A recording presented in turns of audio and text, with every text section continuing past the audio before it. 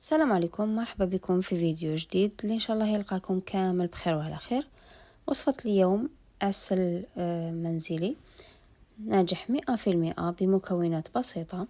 3 مكونات وانت صنعتي انجح عسل يصلح لجميع انواع المعسلات، ويوجد له حوالي 20 دقيقة وانت حضرتيه.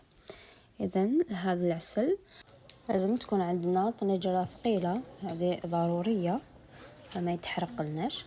درت في هذيك الطنجرة درت كاس تاع سكر. اذا في هذه الوصفه فيها 4 كيسان تاع سكر مع 2 كيسان ماء مع عصير نصف ليمونه، نص حبه قارص. درت كاس تاع السكر باه يتكراميليزا ونقعد نحركو، ما لازمش نغفل عليه، ما لازمش نديرو فوق النار ونروح نبعد نشوف ندير حاجه واحده اخرى. لازم نقعدو هكاك نحركو باه يذوب لنا كامل على خطره وما يتحرق لناش. هنا نحاول نحرك مليح باه يذوبوا كاع هذوك التكتلات.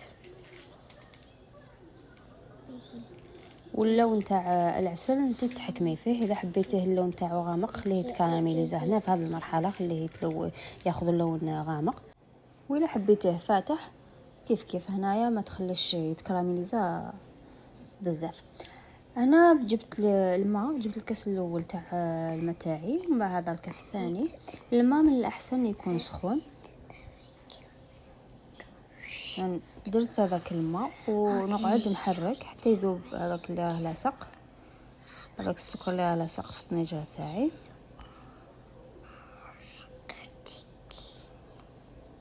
نقعد نحرك هنا ذاب لي هذاك اللي كان لاصق، ذاب كاع هذاك السكر اللي كان تحجر لي. من بعد بديت نضيف عليه 3 كيسان تاع السكر اللي بقاو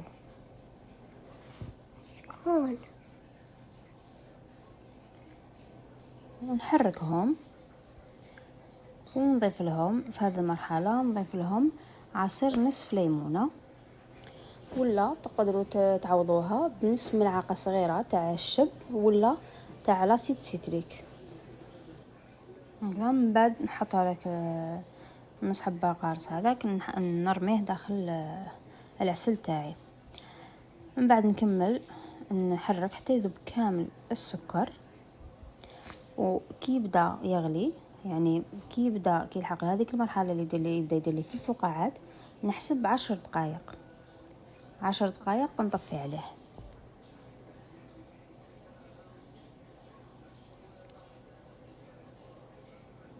هنا طفيت له وكي يبدا فوالا هنا طفيت له. شوفوا القوام تاعو كاش يكون باسكو راه سخون. فرغته في الريسيبيون تاعي، صفيته من هذوك الشوائب تاع الليمون هكذا. وما تقدروا تخلوه في هذيك الطنجره اللي طاب فيها، يعني انا فرغته في هذا الريسيبيون على جال التصوير. خلوه في هذيك الطنجره اللي طاب فيها يبرد في الماء. الحمد لله.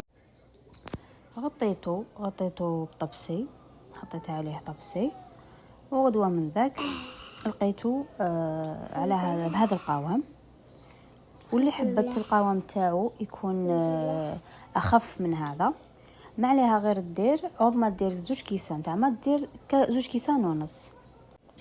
يعني كي تكراميليزا لنا هذاك الكاس تاع السكر اللي حطيناه في الاول، نديروا له 2 كيسان ونص تاع ما عوض ما نديروا له 2 كيسان، يخرج لكم القوام تاعو خفيف شويه. انا حبيته بهذا القوام، يعني قوام تكون ثقيل، سي بور سا درت له 2 كيسان.